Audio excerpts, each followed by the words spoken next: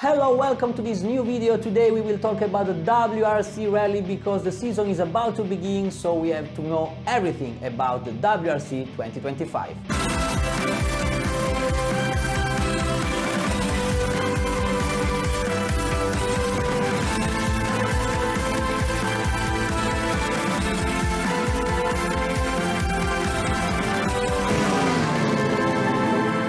Let's start from the drivers lineup with Toyota, the reigning manufacturers champions, who will line up again the same drivers of last year: Kalle Rovanperä, Sébastien Ogier, Elfyn Evans and Takamoto Katsuta, but their engagement with the WRC 2025 will be different in comparison to the one of the WRC 2024, as Kalle Rovanperä comes back to drive full-time this year, so he will catch again the World Championship, while the season will be lighter for Sébastien Ogier because it will be a proper part-time season, not like last year when he eventually had to compete in most of the rallies because of the request of Toyota of being their flagship driver in order to try to win the title. Elfyn Evans and Takamoto Katsuta will try to take revenge after the 2024 season closed anyway by Elfyn Evans with a win, very important because it was the championship win for Toyota in the Manufacturers Championship. Toyota will line up Sami Pagliari as well, the winner of the WRC2 category, with a team particularly created for him that will participate to the Manufacturer Championship as well. In this team maybe another driver will be lined up, and it's Oliver Solberg that will compete in the WRC2 as a full-time rider for Toyota. Solberg aiming to be eventually a World Rally Champion in the WRC2 category. And then we have the lineup of the team that has lost the Manufacturers Championship in the very last stage of the season, in the power stage of Rally Japan, but that has won for the first time the Drivers' Championship. Hyundai, as Thierry Neuville will take the #1 and obviously being confirmed by Hyundai. His first teammate will be Oi Tanak like last year. Tanak looking for revenge, as well as Evans and Katsuta for Toyota. He will look for revenge in Hyundai, as he was the main responsible of Hyundai losing the World Championship title for the manufacturers, as he crashed in Rally Japan trying to put pressure on Thierry Neuville to win the title, but eventually losing the rally and losing a lot of points that would have been necessary for Hyundai to win the title for manufacturers. Then a new driver completes the Hyundai lineup, and is Adrien Fourmaux coming from M Sport 4. Hyundai has not yet confirmed if they will line up a fourth car in some rally, but for now we have Adrien Fourmaux, who has surprised everybody last year, because in 2025 nobody expected Fourmaux to grow up so rapidly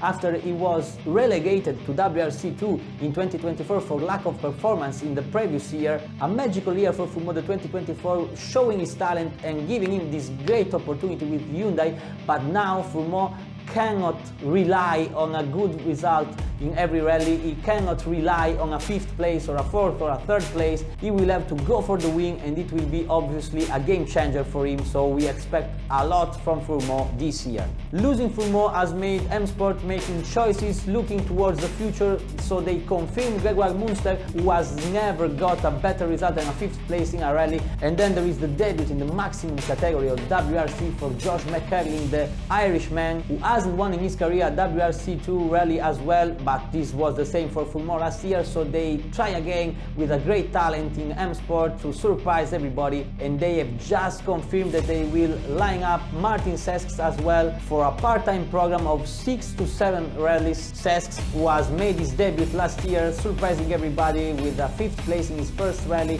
and a podium finish, lost in the very last stage in the 2nd rally for a technical issue. The most important technical change in WRC 2025 will be related to the engines, because we will come back to full ICE engines. So the hybrid will disappear. There will not be anymore the electric unit provided by Compact Dynamics, but the cars remain the same, so less powered but also less weight, about 100 kilograms less in comparison to last year, made up by 70 kilos of battery and 30 of cables that will put off from the car. This will change the driving style as well, because the drivers will not have anymore to recharge the battery when braking, so the drivers will adapt faster to these new cars. Maybe will get a great advantage in the first part of the season through the end.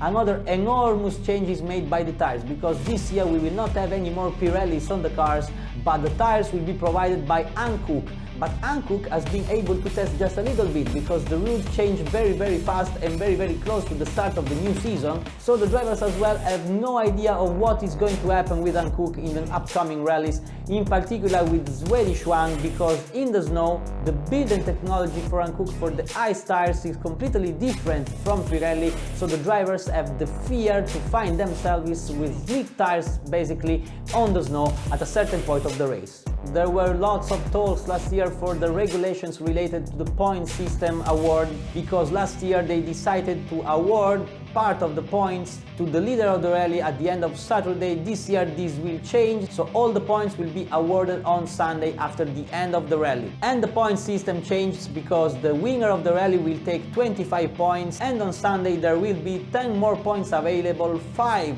from the Power Stage wing and 5 from the Super Sunday wing. So the perfect score will be of 35 points, and it will be more difficult for the second of the rally to outscore the winner, because the second will take just 17 points, and to outscore the winner he should win the Super Sunday and the Power Stage, while the winner should take no points on Sunday. So it's still possible for the second to outscore the winner, but it's very difficult. But spoiler, with the point system of 2025 nothing would have changed in the results of 2024 apart from Toyota having more advantage in the classifications of manufacturers.